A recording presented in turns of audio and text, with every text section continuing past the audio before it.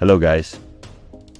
If you can't use Facebook on your Google Chrome browser, then watch this full video from start to finish to solve this problem within some minutes.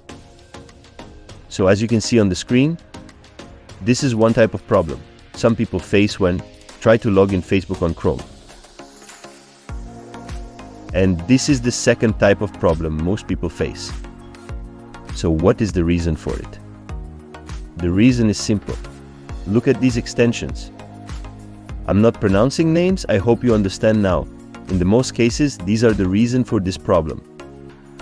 Simply remove these from your Chrome and close your browser. Then open your browser and try to log in again on Facebook.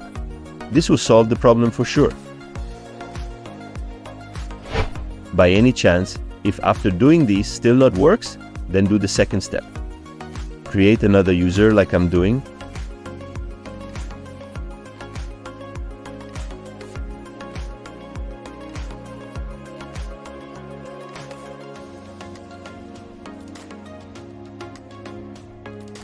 And don't log in anything on that user. Also don't install any extension or anything on that. Just log in Facebook there, nothing else. This will solve your problem 100%. If still not works, let me know in the comment. Thanks.